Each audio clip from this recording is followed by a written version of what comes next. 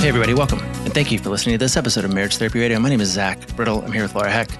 You know, one of our goals with the podcast is to get you thinking about things in ways maybe that you never had before. Obviously, marriage and relationships. That's why Laura and I are constantly batting around ideas.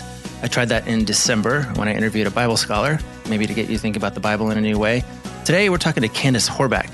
Candice spent 13 years in the adult film industry, and we have a conversation with her today that is thoughtful and wise and empathetic, and maybe will get you thinking about pornography in particular in a way that you haven't before. I was really excited about the interview. I can't wait to listen back to it. Real quick, I want to remind you to check out our 7 Principles program, the one that Laura and I are teaching in the first weekend of March. I think right now, the last weekend of January, first weekend of February is the last time that you can get the early bird discount. So go ahead and check that out. You can get that at marriagetherapyradio.com. There's a link right there. In this episode, Laura and I chat for a little while. We bat some ideas around. Candice joins us after a few minutes. I think you'll dig her because this is a very cool conversation. Stick around. Because I'm eating my breakfast. Guess where I had dinner last night?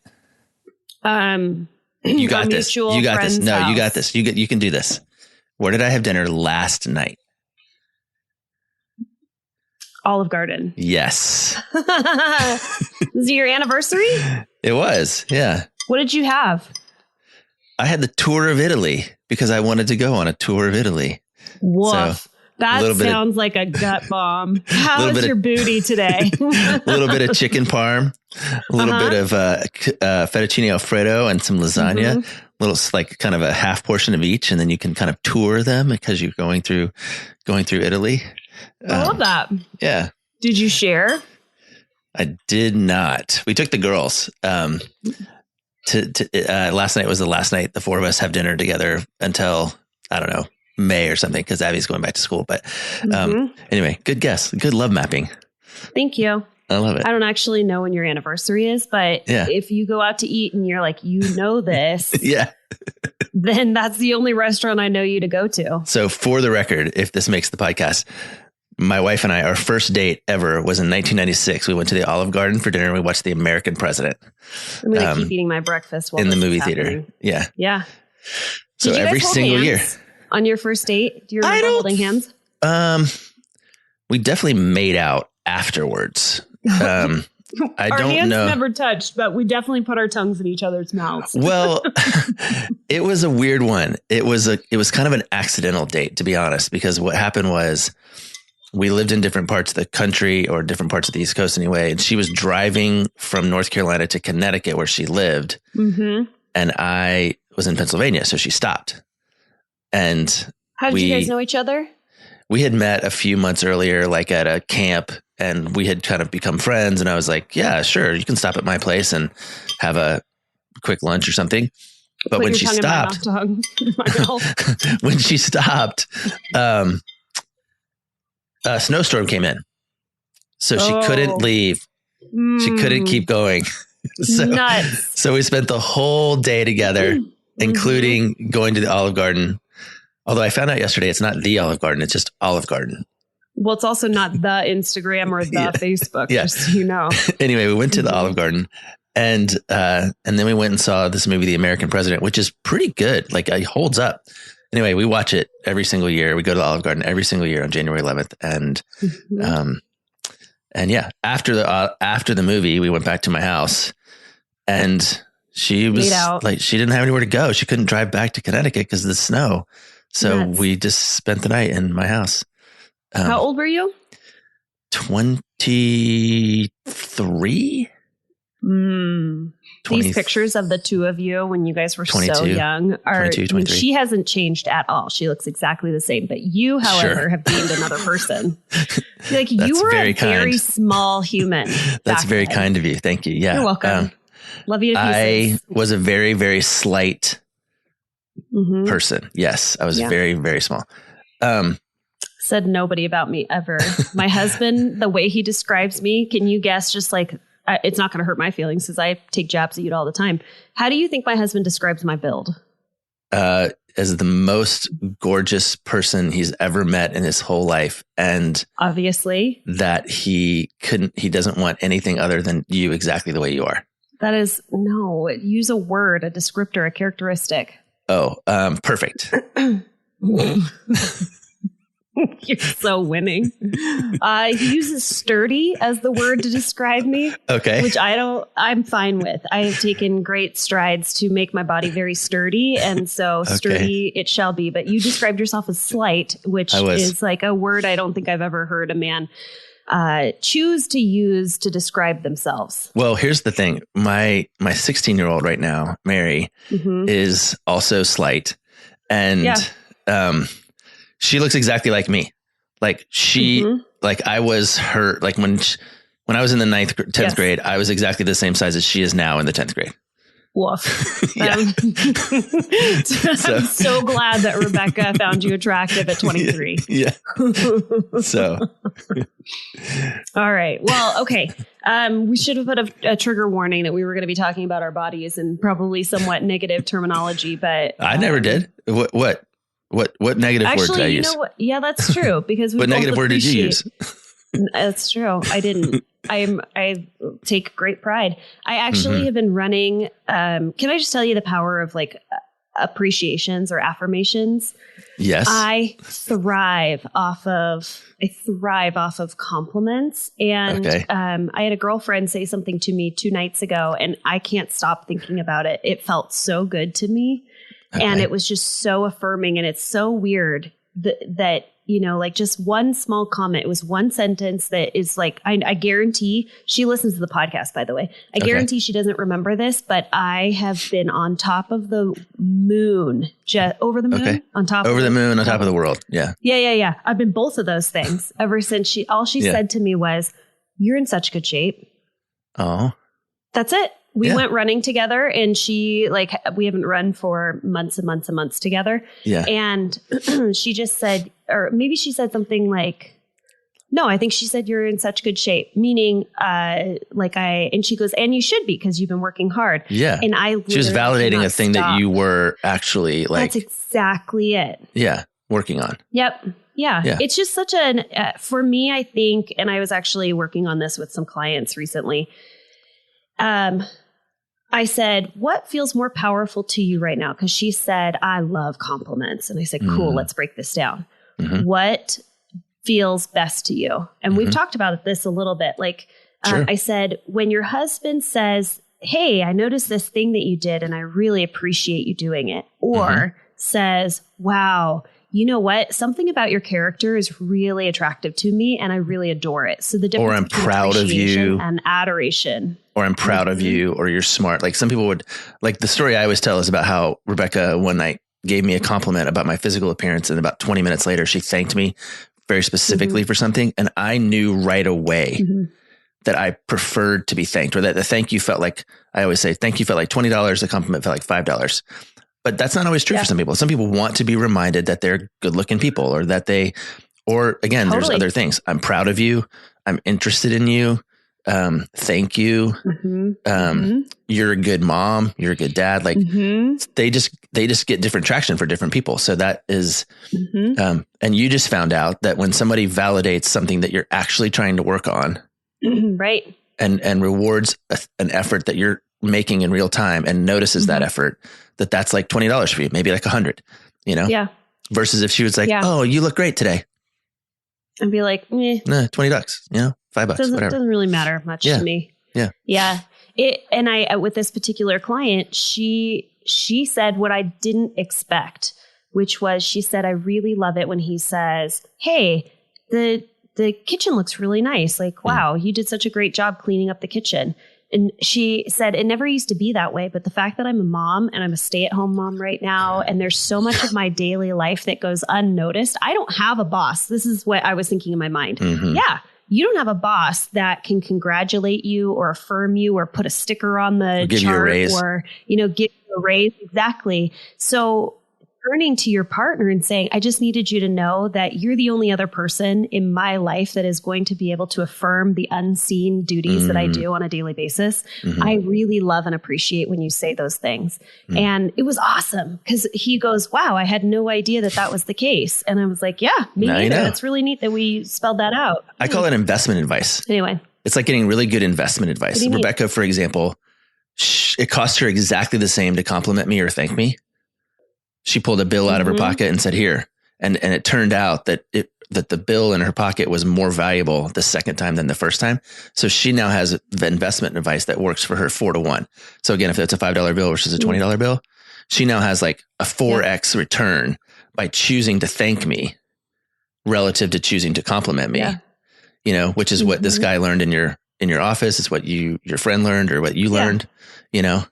And I was getting even more granular about it too. Yeah. Because the 5 love languages. Yeah. That's the idea is like, if I'm going to lean in and I'm going to affirm you, or I'm going to touch you, or whatever it might be, spend time with you, I want to make sure I'm going to get the biggest bang for the buck. But I'm saying get even more granular. Yeah.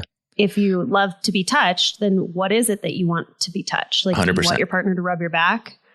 Yeah. What I always tell people about love languages is there's 5 love languages, but there's probably 500, you know, because it's granular. And interestingly, so I guess we're started already. Well, she'll pop on here in a second, but we're interviewing Candice Horbacz, and she is an adult film veteran star. She's sort of retired, I guess.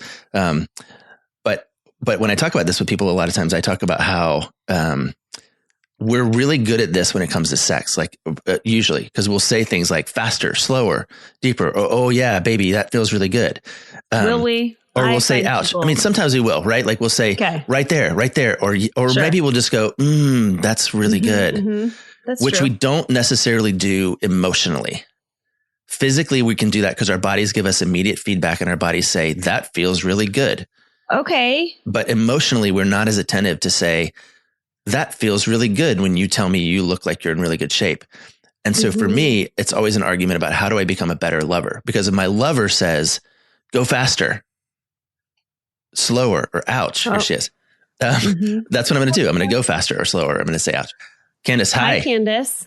How are you guys? Good. So good. We had already started. We were just chatting with each other and accidentally. But we were saying we were excited, but we're just going to keep chatting until you pop on. So thank you for joining us. Of course. Thanks for having me.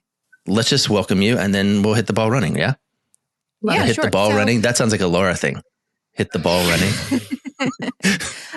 So my name is Candice.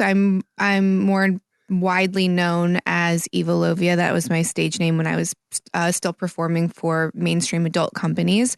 I was or have been in the industry in some form or another for like 13 or 14 years now, makes me a long dinosaur. Time? Yeah, okay. It's a very long time. The average career span for someone in the industry is like less than 12 months. So I'm like an OG. Yeah. Especially since you look so young. I'm kind of like, okay, so what's the starting age? Like, is it 18?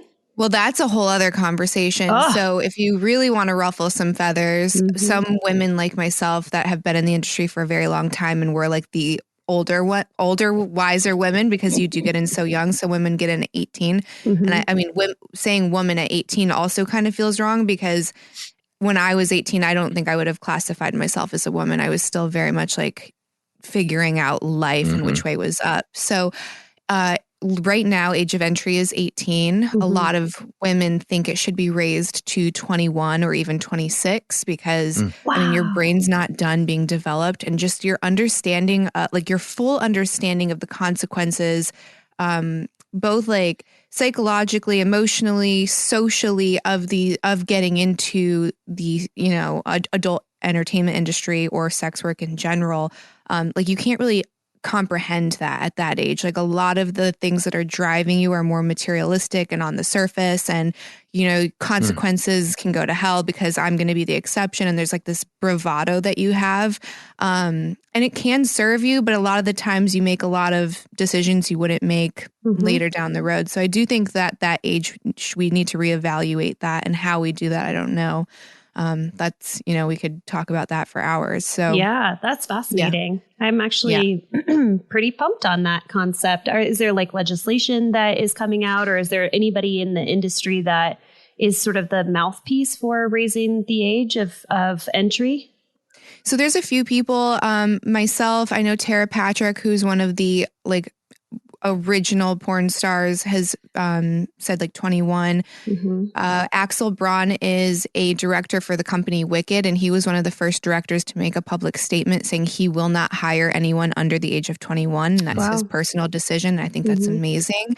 And he got a lot of flack because I think there's a lot of fear around that, like that change. Like people think that if we bump the age up to even 21, then we're moving closer towards just like prohibition and just making pornography illegal in general, because unfortunately it's like the only people that want to elicit legal change right now, it's coming from more of like a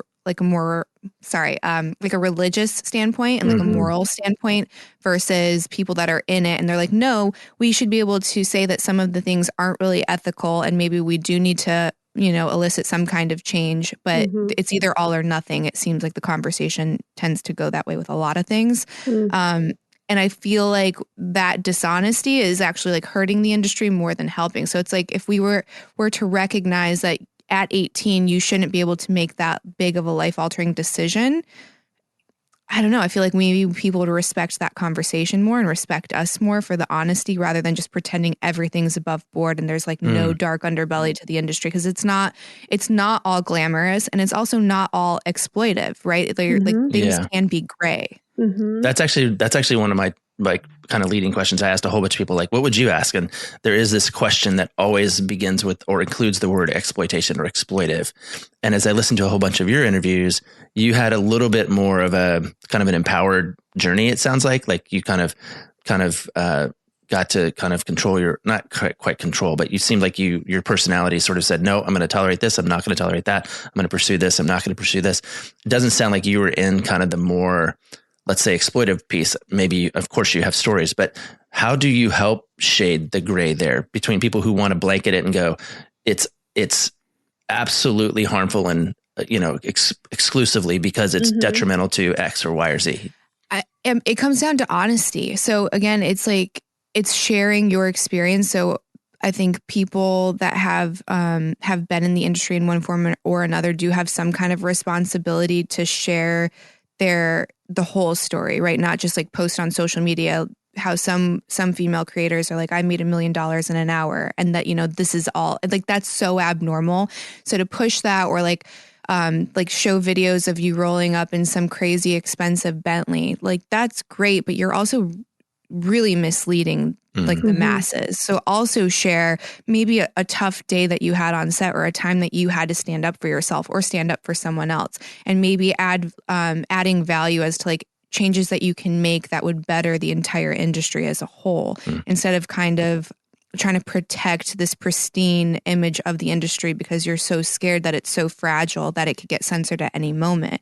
I think if we were to kind of come together with the other side, we would have a lot more in common, and we would say like, no, exploitation is wrong, period. Having young women at 18 get in wrong is questionable. Maybe we should reevaluate that.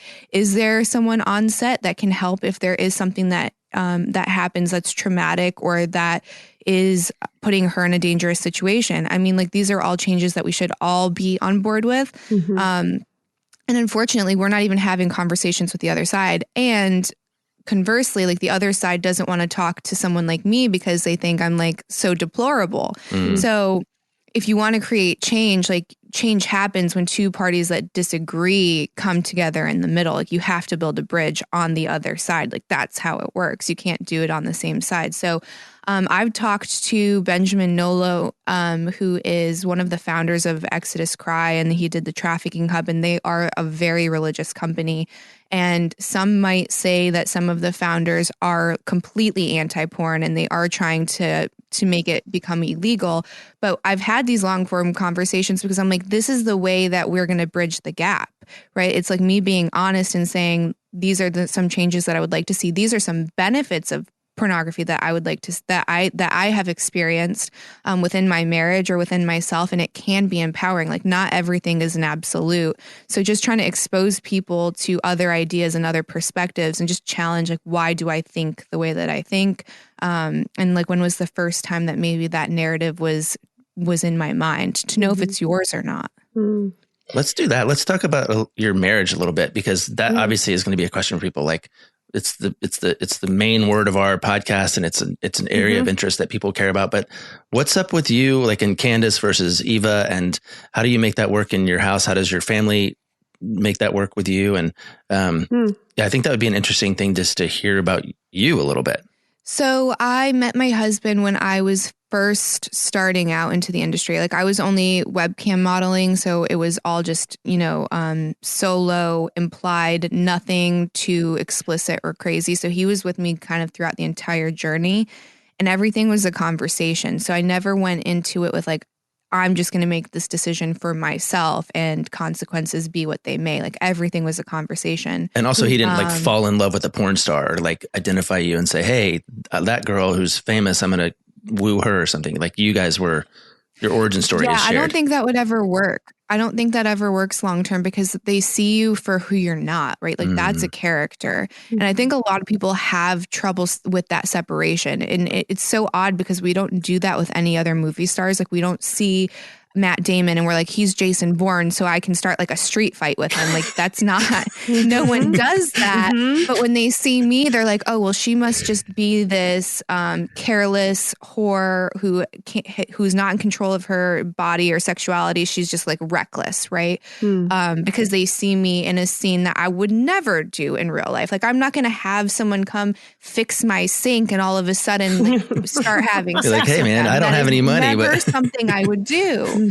Right. But they conflate the two and we don't do that anywhere else. So, like Eva does not exist. She's a character and she's contained in a very specific environment.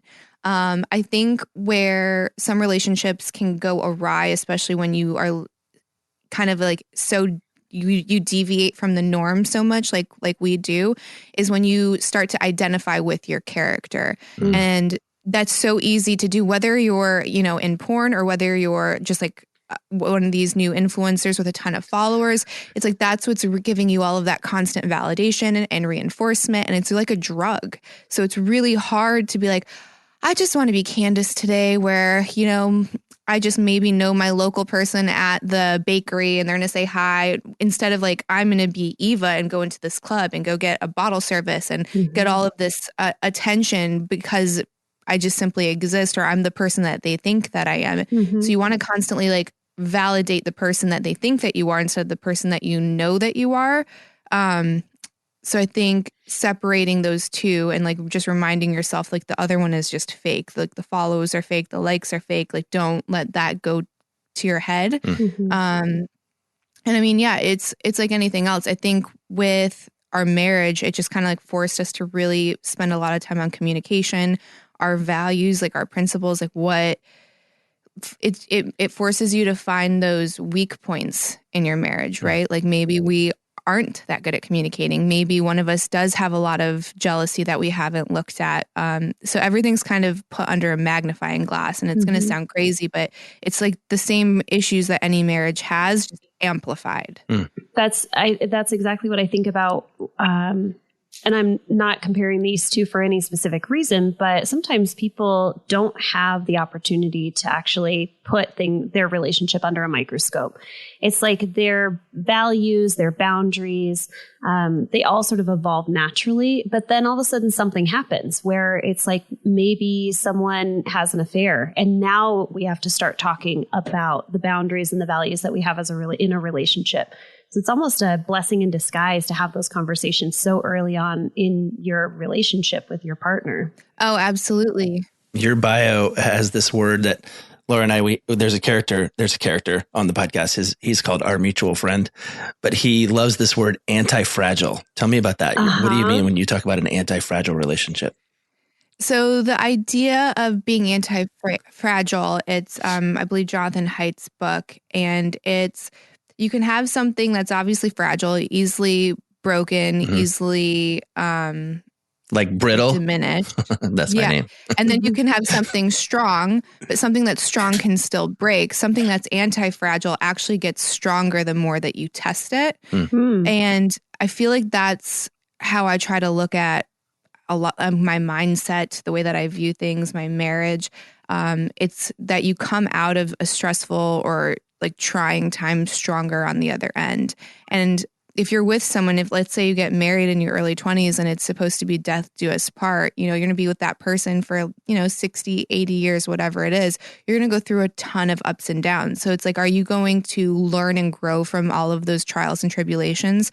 Or are you going to like hold on to those and like throw them at your partner when you're in an argument? Like, remember the time that you did that, or the reason that our relationship is not ideal is because of you, and like just like all of this blaming, no accountability. And instead of like casting judgment onto a situation, you can be like, no, that was like a beautiful opportunity for us to grow and be stronger on the other side, because now we know we can go through something like that again. So the next time that something like hard or difficult happens, like I have confidence in this relationship and the way that we're going to be able to manage it together. If I had like a cowbell, I would ring it right now. Like you, Candice, you just blew my mind. First of all, I didn't know the definition of anti-fragile as being something that when tested actually becomes stronger. And that's actually what Zach and I truly believe conflict does for relationships, that we need conflict, and it actually does make you stronger and more intimate in your partnership. Because of just what you said, is as we go through conflict together, we come out on the other side, we've overcome or maybe solved a problem, but we've also become more intimate knowing that we can get through that hard time together. But I just learned a new definition. I've got cowbells going on in my head. This is awesome.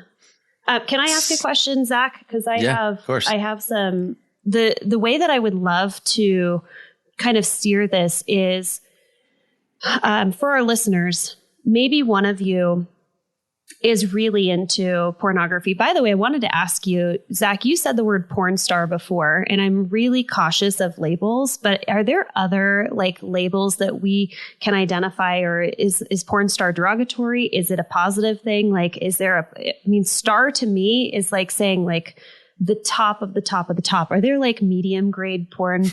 I don't know. Like a porn I'm just planet, like trying to figure out like, yeah. That's so dependent on who you ask. Some people really covet the title porn star. They're like, I worked really hard. I made a business out of my brand. Yeah. I'm like a top echelon performer, like top 1%, whatever. So like, that's my title only, but I don't own that word. So if someone made the decision to get into adult work and they want to use it, I mean, there's so many negative consequences socially, like social fallout that comes from that. If you want it to use it, go for it. I think traditionally speaking, though, like that term is reserved for like higher performing, like mainstream stars. Yeah. And then there's like adult entertainment, or adult entertainers, which some people use. Some people say sex work, which for me, like that sounds very abrasive, I guess. You know what I mean? So it's whatever you want to call it. I try to like take a stoic stance when it comes to words, which is like, you can't give offense, you can only take offense. So it's like extreme ownership over things. Wow. Yeah. Brilliant. Okay. Because I was thinking in my mind also that porn star was sort of like top 1%. And I mean, being 13 years in the industry, I'm assuming that you're like, if I haven't earned that label by now, come on now. Okay. Right. Yeah. But I don't care either way. Okay. I love that. You can't give offense. You can only take offense. That is going to be hashtag all day long for me. You know, one thing that I'm not doing this year? Procrastinating. I made a list of all the things I said I would do that I just haven't gotten around to it. Renewing my passport, getting those darn taxes done, and getting my financial future organized. So I have a suggestion. Stop putting it off and finally get life insurance. Fabric by Gerber Life is the easy, all-online solution that you've been waiting for. Fabric was designed by parents for parents to help you get a high-quality, surprisingly affordable term life insurance policy in less than 10 minutes. Life insurance can have a bad rap for being complicated, but Fabric makes it easy to apply with its seamless digital experience. It's all online and on your time. But if you need a little extra support, Fabric's team of licensed insurance agents can answer questions along the way. You could be offered coverage instantly with no health exam required. Protect your family today with Fabric by Gerber Life. Apply today in just 10 minutes at meetfabric.com/MTR. That's meetfabric.com/MTR. MEET fabric.com/MTR.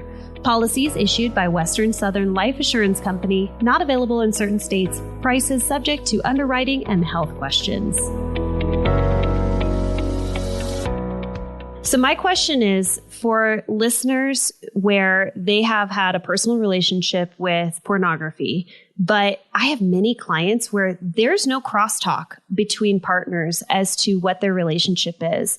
And I will ask very plainly with both of them in the room with me together as a couples therapist, what is your relationship with pornography? Or what's solo sex look like for you? And if you are having solo sex, or when you're having solo sex would be the way to ask it, because I'm pretty sure everybody does, is do you view pornography? So I'm kind of wondering, like, how would you recommend couples go about having that conversation if they've never discussed it?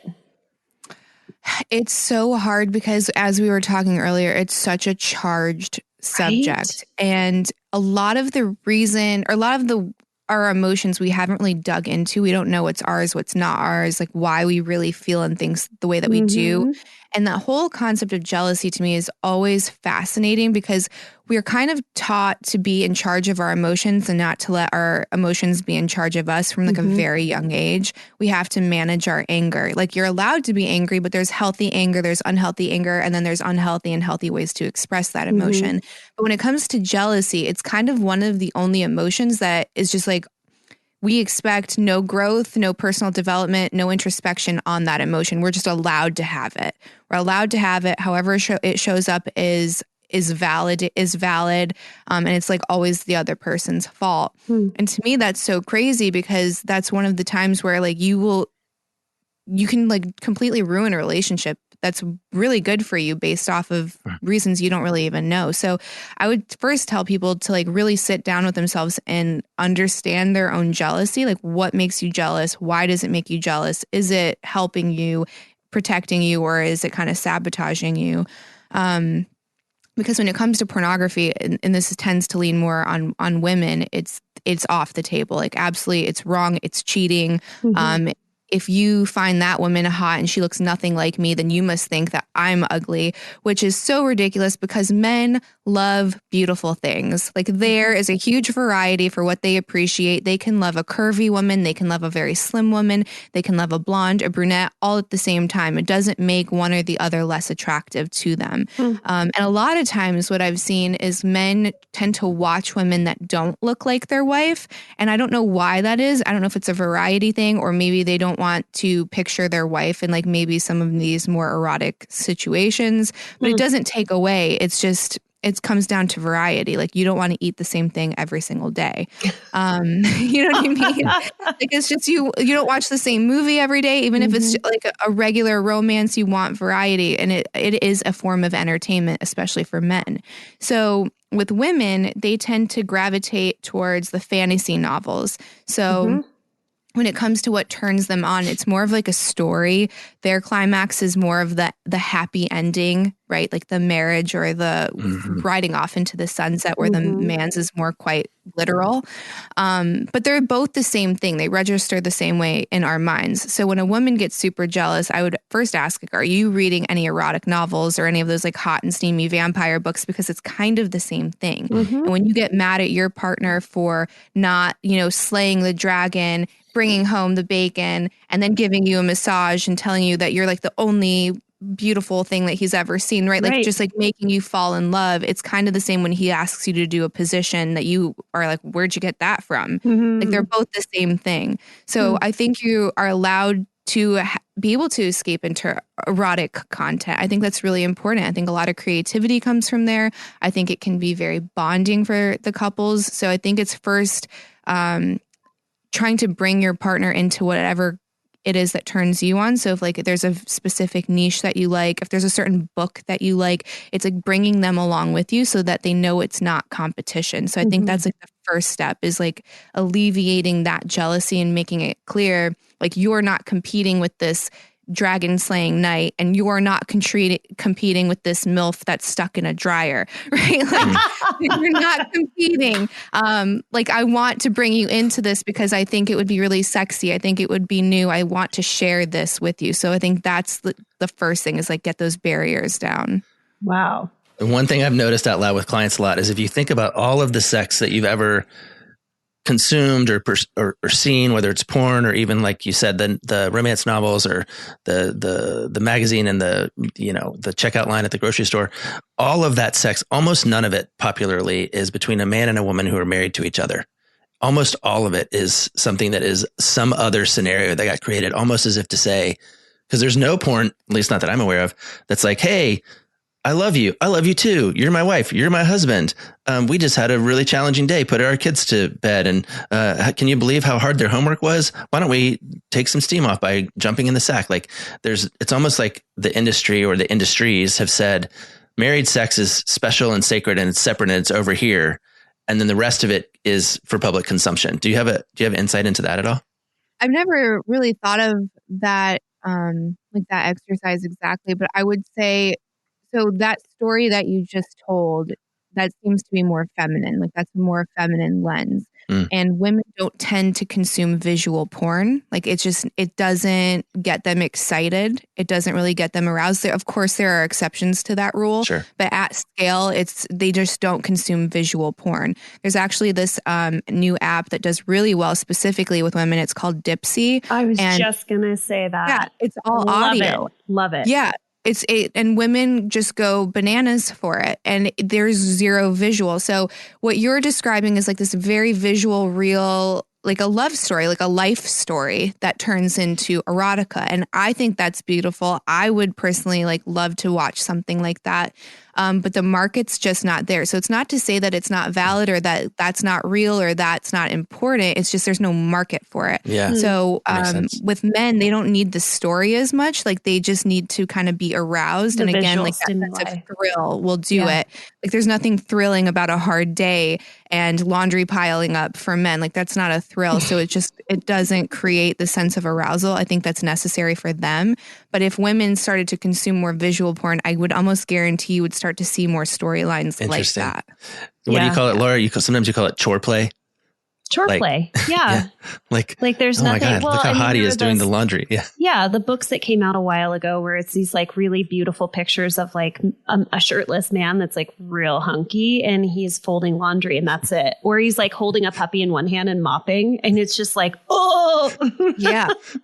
But I do. Okay. So I'm glad you mentioned that. And I will tell folks, women in particular, that this is a true story. I'll literally be picking my son up from school and I will have like my headphones in from working out and I'll just be like, I'm kind of horny today. And I've got 10 minutes in this line. So I'm just going to listen to just one segment. And like, so Dipsea are like these 10-minute, maybe 15-minute storylines, just as you can filter through on some of these porn sites. You can also filter through on Dipsea. And it will tell you exactly where, so there's a little bit of a buildup and it's not like moaning and groaning, but there is some of that, but it's a storyline and it's quite hot. And I'm a huge fan for women. If you're kind of like, it's tough for me to feel aroused or have sexual desire, listen to 10, 15 minutes of it while you're on your own, do some deep breathing, connect with your body. And that's such a great way for you to kind of rev up so that you might be interested in having sex with your partner. Anyway, I'm glad you mentioned Dipsea. As a side note, Dipsea's been trying to advertise with us and we haven't been figuring out. So I was like, maybe we'll try and see if we can figure it out in this episode. Yeah. This episode is brought to you by Dipsea, verified by Candice.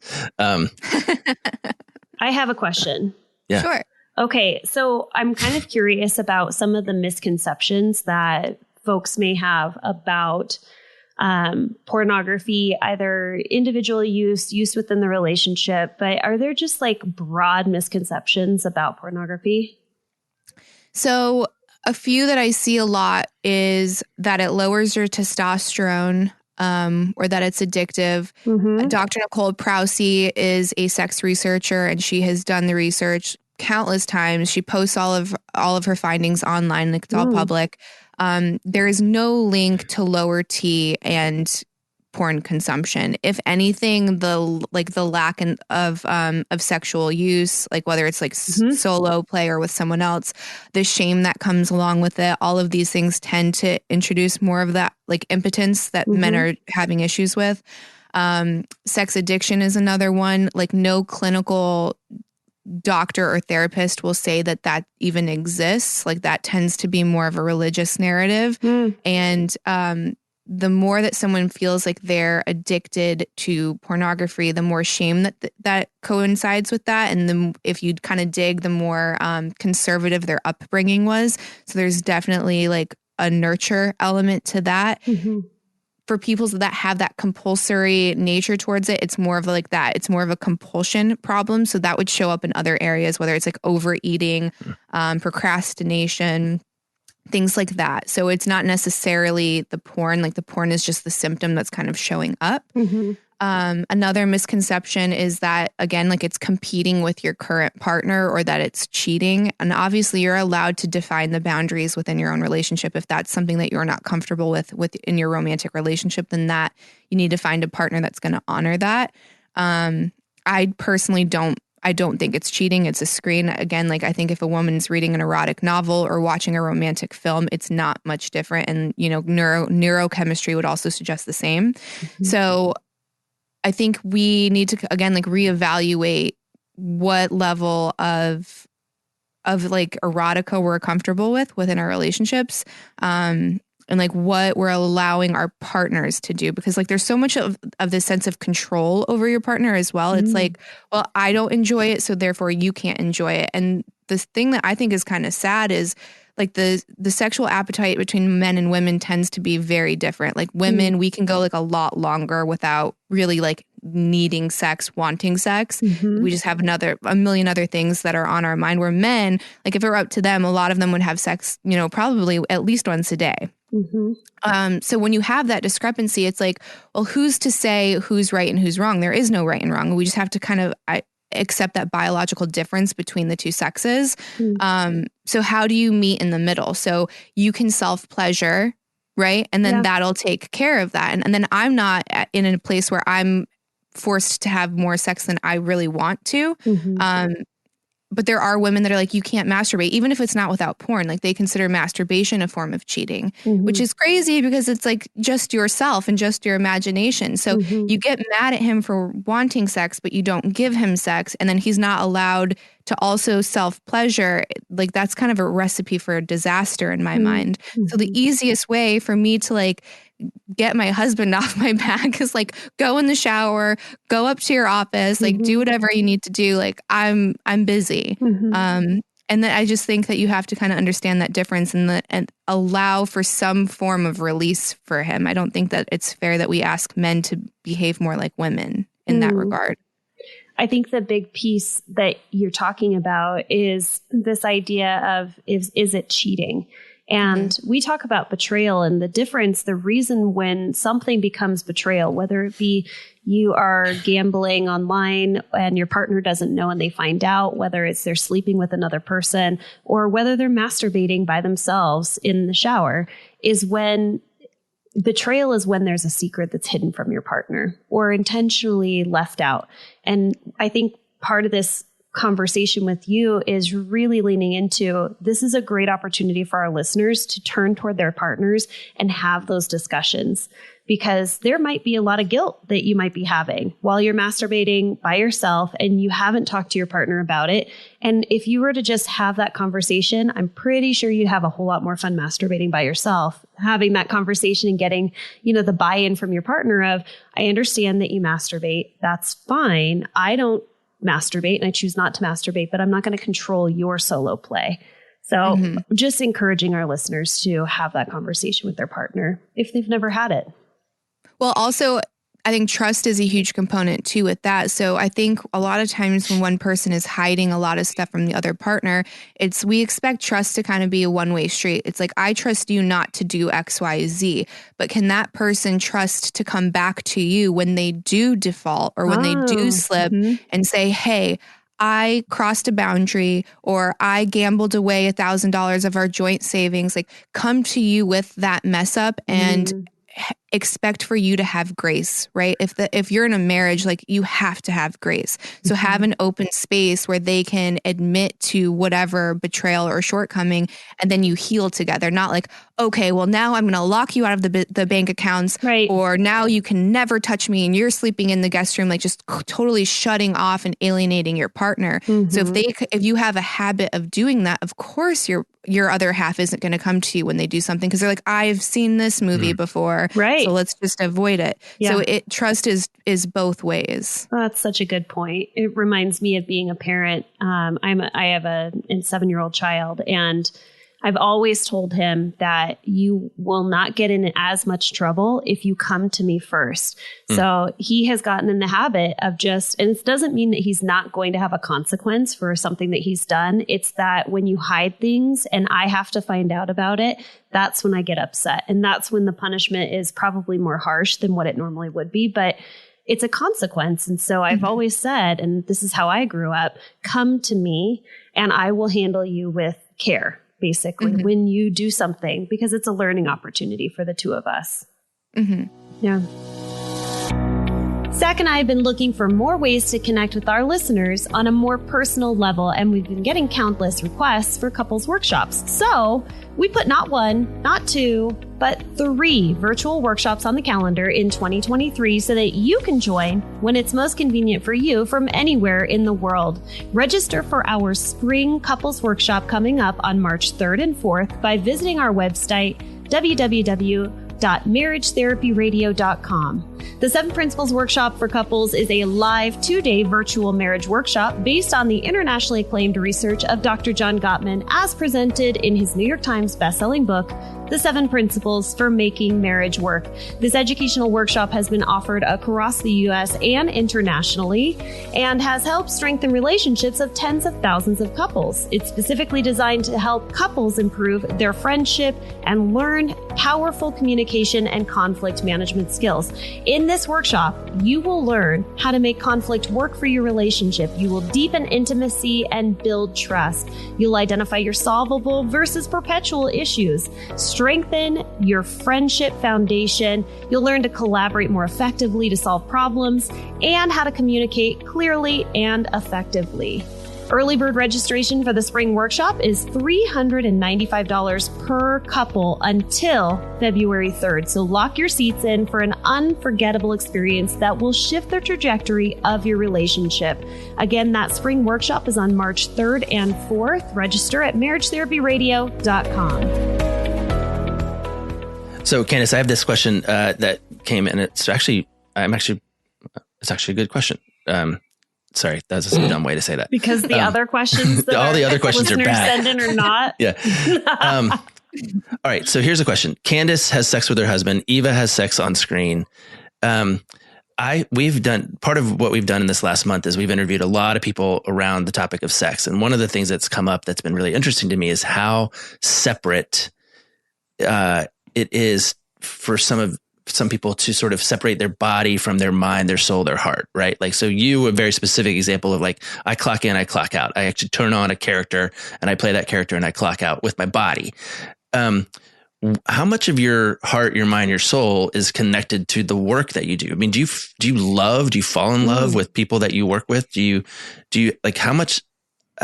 I think a lot of conversations we have in our offices are really integrated around like sex and love, right? And I guess I'm interested to hear a little bit about how you pull some of that apart, because sex is different for a lot of people. Sometimes it's a job, sometimes it's addiction, sometimes it's exercise, sometimes it's, you know what I mean? So what insight do you have into that?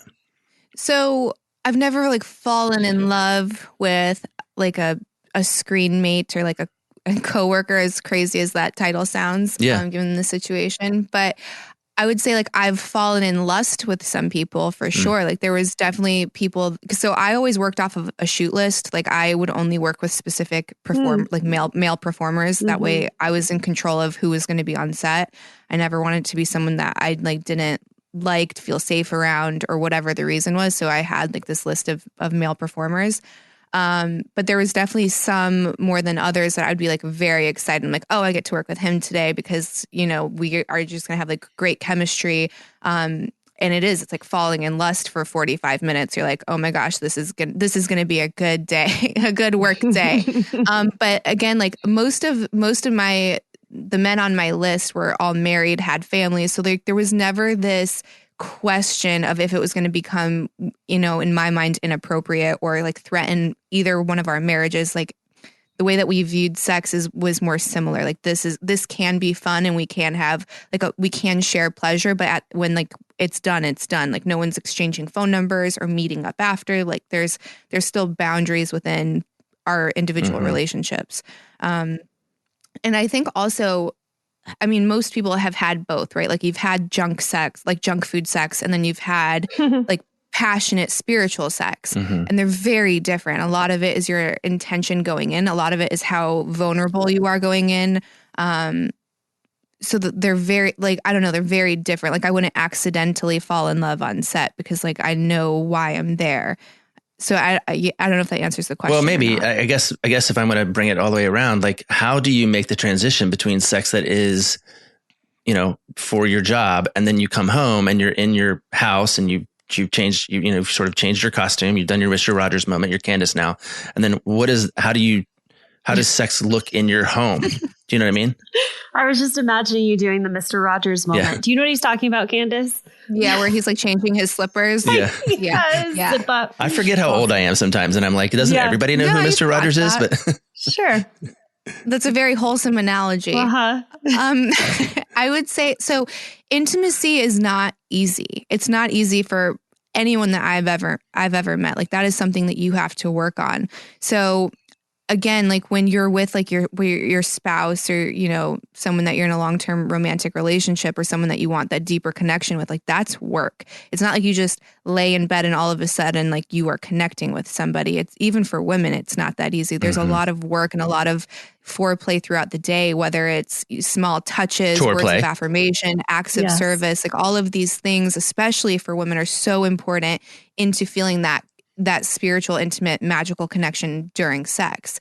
So all of those things lead up to it. So again, the compartmentalization is actually kind of easy for me because when you show up to a set, you've got like maybe 10 to 20 people there with booms and cameras and lighting and hair and makeup. Like it is not set up to be intimate by any nature. It might look like that in post, but while you're there, I mean, it's either way too hot or way too cold because you can't have the heat or AC on for sound. Like it's just not set up for that connection. Where when I'm in my home and I see my husband being an excellent father, or after he's worked all day, he's still like fixing something in the house for me, or he comes and like just gives me a quick shoulder rub. Like I'm like, wow, this person loves me so much. And all of those little acts just like they set you up for success. So for me, it's like it's not even a possibility for those things to be conflated.